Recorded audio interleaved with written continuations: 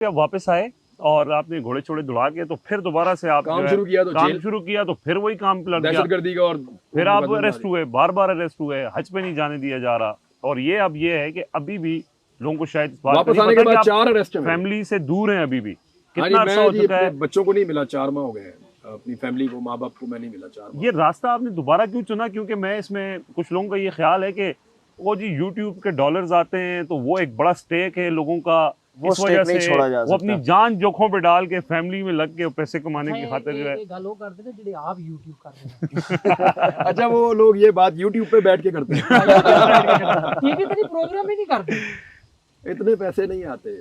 मैं शायद बहुत पैसे टीवी चैनल से भी कमा लेता था।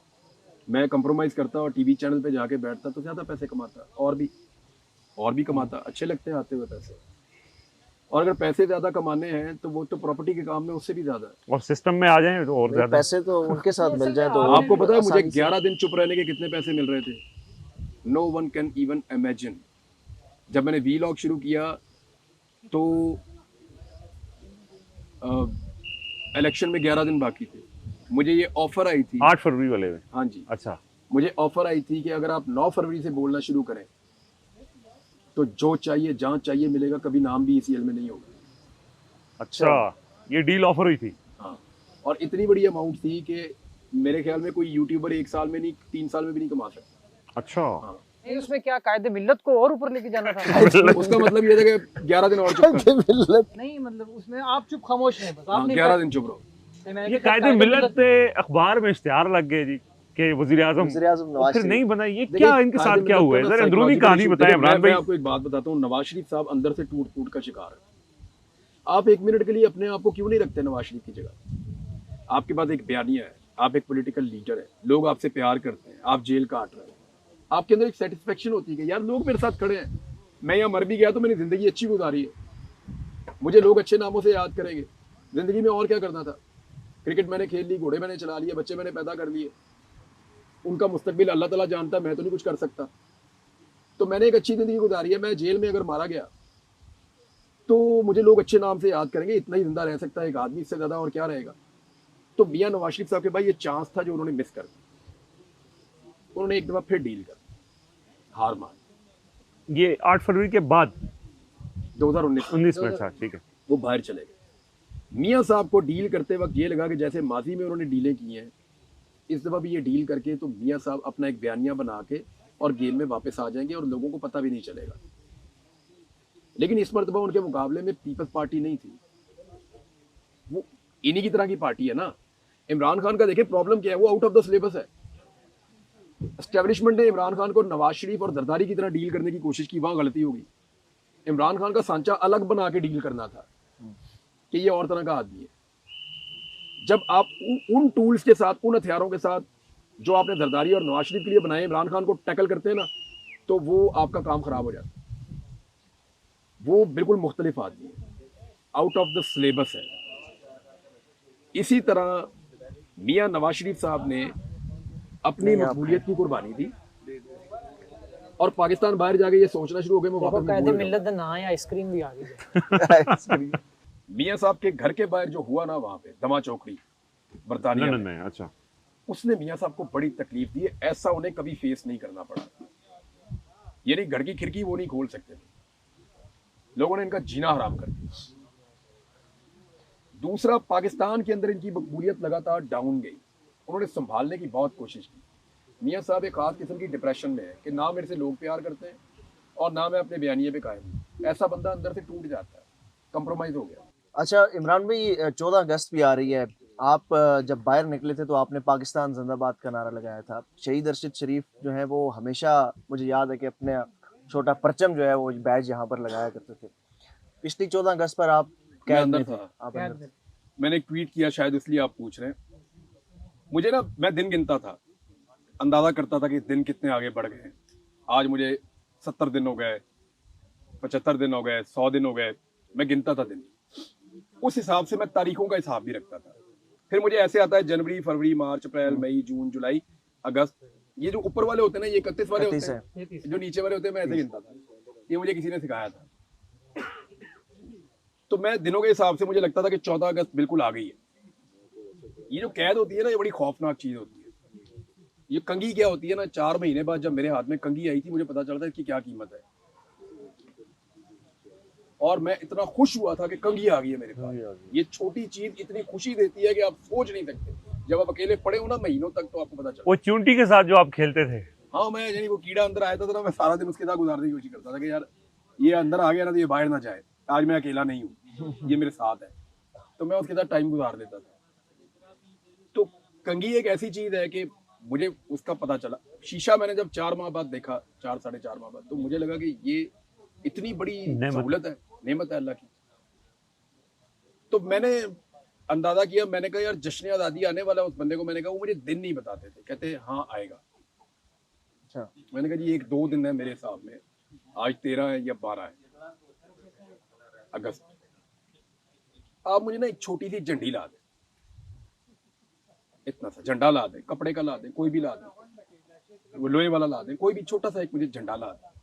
मैंने कहा जी मैं आपको वापस कर दूंगा 14 अगस्त की रात, मुझे वो ला दे। क्योंकि मुझे वहां अगर वो मुझे वो देते ना, मुझे बड़ी सपोर्ट मिलती, बड़ी ताकत मिलती। मैं उसके साथ बड़े जोश के साथ अपना टाइम गुजार देता। मैं मिली नगमे गाता वहां पे उस कैद के अंदर। मैं नात पढ़ता था कभी कभी ऊंची आवाज में, मुझे आके वो मना करते थे कि आहिस्ता पढ़ो। अच्छा। मैं नात पढ़ता था कभी कभी, और मुझे जो नातें बचपन में भूल गई थी वो भी वहाँ याद हो गई। मैंने 42 सूरतें कुरान पाक की याद की जुबानी। अच्छा, वो मैंने सोचा 14 अगस्त आ रही है, पता नहीं कल है या परसों है, तो ये मुझे चला गया बंदा। और मैंने उसकी आंखों में देखा कि उसको खुशी थी कि मैंने उससे झंडा मांगा। चला गया, देखा जी 24 घंटे गुजर गए, मैं वेट ही करता रहा, झंडा नहीं आया। वो जब बंदा आया ना तो उसकी आंखों में आंसू थे। उसने कहा जी नॉट, इजाजत नहीं मिली, इजाजत नहीं मिली, आपको नहीं दिया जा सकता झंडा। वो मुझे बड़ी तकलीफ हुई, मुझे बहुत तकलीफ हुई। यानी उस वक्त वो मुझे इतनी सपोर्ट देता कि मेरे कई दिन गुजर जाते मुझे झंडा अगर वो देता। यानी मेरे लिए वो इतनी बड़ी चीज था उस वक्त। वो लम्हात ऐसे थे ना, वक्त ऐसा था, वो बस नहीं दिया उन्होंने झंडा। अरशद शरीफ का जैसे जुबैर ने जिक्र किया कि इमरान भाई, अल्लाह ने आपको भी बड़ी इज्जत दी और अरशद शरीफ शहीद को भी अल्लाह ने बड़ी इज्जत दी इस कौम के लिए, और आपका उनके साथ ताल्लुक, और क्योंकि हर कोई ये जानना चाहता है और हर कोई इसमें दुखी भी है। एक तो ये बताएं कि अरशद साहब बिल्कुल आखिरी दिनों में बड़ा एक आपका उनके साथ ताल्लुक भी था, अरशद साहब को क्यों मुल्क छोड़ के जाना पड़ा? यार उनके इधर दोस्त ही नहीं थे। अच्छा। और जो थे उनको उनका पता था। सच तो ये है, उनके दोस्त कम थे, बड़ी सेलेक्टिव सी उनकी दोस्तियां थी। लेकिन मेरे अंदाजे में देखे, मैं किसी को बुरा नहीं कहता हूँ, उनके दोस्त बहुत अच्छे लोग हैं। लेकिन शायद अरशद भाई को लगता था कि ये मेरा बोझ नहीं उठाएंगे, या उन्हें लगता था कि मैं इन पे बोझ ना डालूं। बहुत खुददार आदमी था। दूसरा, वो किसी पे बोझ डालते ही नहीं था, किसी को कुछ कहते ही नहीं थे अरशद भाई, कभी नहीं कहते थे। मेरा ताल्लुक सिर्फ 8 महीने का है, उससे पहले तो एक झगड़े जैसी कैफियत रही थी। वो सदीक जान की लड़ाई की वजह से वो मेरी भी हो गई। अच्छा, मैं डरता भी रहता था, 1-2-3 जगह पे सामना हुआ ना, तो मैं ये सोचता था कि अचानक सोना आएगा, क्योंकि सदीक को भी अचानक ही मारा था। तो मैं आई वाज एक्सपेक्टिंग कि यार अचानक ना मेरी कनपट्टी पे कहीं से भी ना कोई सोना। मैं एक आंख जो है ना वो अरशद शरीफ पे रखता था। 2-3 मौकों पे हम इकट्ठे हुए, एक दफा GHQ में, एक दफा प्राइम मिनिस्टर हाउस में। तो मैं एक आंख रखता था कि किसी टाइम भी ना अचानक ये सोना मेरे मार ही ना दे। पता कोई नहीं था, तो मैं अपने आप को तैयार करके रखता था कि मैंने रेडी रहना, मैंने नहीं मार खानी। मेरे दिमाग में ये था। तो उन्होंने खुद ही मुझे एक दिन आके हाथ मिलाया। मैं वो आए, सबसे हाथ मिला रहे थे, लेट आए थोड़े, तो मैं बैठा हुआ था, साथी और भी बैठे हुए थे। तो मैंने अपने मोबाइल में ना अपने आप को एंगेज कर लिया कि यार मैं शर्मिंदगी से बचने के लिए ना मोबाइल में देख रहा हूँ, तो मैं देख नहीं रहा। तो वो आए और मैंने हाथ आगे किया, तो मैंने फटाफट हाथ मिलाया। मैंने कहा यार बड़े हाथ में मैं खड़ा हो गया। कैसे हो आप? मैंने कहा मैं ठीक हूँ। कब आए हो? मैंने कहा मैं भाई अभी पहुंचा हूँ। मेरे मुंह से निकला ही भाई। अच्छा। मैंने कहा मैं भाई अभी पहुंचा हूँ। आज जाना है या रुकना है? मैंने कहा जी यहाँ से फारिग होकर जल्दी हो गया तो मैं चला जाऊंगा, अगर ना रुको तो मिलना फिर। ऐसे उन्होंने बोला ना, बड़ी अपनाइयत। और फिर मुझे कॉन्फिडेंस है, मैं वो कुछ नहीं कहता। फिर मेरी उनके साथ दोस्ती होना शुरू हो गई। फिर हालात ऐसे थे, हम एक दूसरे को सपोर्ट करना शुरू हो गए। एक जैसे हालात का शिकार थे, तो इसलिए एक दूसरे को दुख को भी हम ज्यादा समझते थे। पर्चे भी इकट्ठे हुए हमारे ऊपर, कार्रवाइयां भी इकट्ठी हुई, पाकिस्तान से अरशद भाई इसलिए चले गए, मेरे ख्याल में वो सारी चीजों को फेस करना चाहते थे, वो गिरफ्तार नहीं होना चाहते, गिरफ्तार वो होना नहीं चाहते थे, उन्हें वो पसंद नहीं था, कैद या वो पसंद। जो गिरफ्तार करने के बाद जो ह्यूमिलेशन होती है वो उसे बर्दाश्त नहीं कर सकते। वो बड़ा आदमी था भाई, अगर तो हमारे जैसे बेशुमार मिल जाएंगे, वो एक ही था इनके पास। मुझे उस कैलिबर का दूसरा सहाफी पाकिस्तान में आप दिखाएं, इंटरनेशनल लेवल का सहाफी था वो डॉक्यूमेंट को ऐसे सामने रखते थे ना अरशद भाई, तो मैंने अपनी आंखों से एक दफा देखा, पार्लियामेंट में हम लोग गए थे और हमारा एक केस आया हुआ था उसमें कायमा कमेटी में, तो मैंने देखा कि वो आदमी डॉक्यूमेंट पढ़ता नहीं, स्कैन करता है, यानी स्कैनर के अंदर से आप उतारते हैं ना तो वो ऐसे ऐसे ऐसे, वो मुझे भी टाइटल समझ नहीं आता था, वो पेज चेंज कर देते थे, इतनी उनकी रफ्तार थी पढ़ने की। तो वो जीनियस थे यार माशाल्लाह। और फाइलें पढ़ने का, डॉक्यूमेंट्स पढ़ने का, डॉक्यूमेंट्स के लिए इवन पैसे खर्च करने का, वो किसी भी लेवल तक जाते थे अपनी खबर के लिए। आपके पास दूसरा वैसा नहीं, छोटी मोटी लड़ाई थी यार, ये खत्म ही हो जानी थी। इमरान भाई आप अभी नहीं हुई ना, साल बाद हो जाएगी, चलो 5 साल बाद हो जाएगी, आप 5 साल बाद ना मुझे दूसरा अरशद शरीफ दिखाइए।